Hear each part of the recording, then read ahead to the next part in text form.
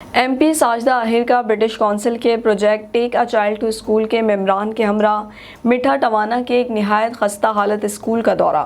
خوشاب مٹھا ٹوانا میں اسکول کی بلڈنگ انتہائی خستہ حال ہے، جبکہ تعلیم کے بغیر کوئی ملک ترقی نہیں کر سکتا۔ ممبران ڈسٹرکٹ ٹاسک فورس اور ایم پی اے ساجدہ بیگم نے ضلع انتظامیہ کو درخواست دی اور مطالبہ کیا کہ پنجاب حکومت اور وزیر اعظم عمران خان کے تعلیم کے ویژن اور منشور کے مطابق یہاں جلد از جلد اسکول تعمیر کروایا جائے۔ علاقہ مکین محکمہ ایجوکیشن اور ڈی سی خوشاب کو متعدد بار درخواستیں دے چکے ہیں۔ اس موقع پر ممبران ڈسٹرکٹ ٹاسک فورس نے کہا کہ ممبرز صوبائی اسمبلی کی مدد سے جلد از جلد اسکول کو دوبارہ کھلوانے میں بھرپور مدد کریں گے۔ ہم مٹھا ٹوانا میں کھڑے ہیں، یہاں پہ مختلف قسم کے ڈیرہ جات ہیں، دور دور آبادی ہے اس کی۔ تو یہ مالوں والا ڈیرہ ہے۔ ابھی آپ پکچرز بھی دیکھیں گے کہ جس طرح بچے نیچے بیٹھ کے تعلیم حاصل کر رہے تھے، اور تعداد یہاں پہ بچوں کی کافی ہے۔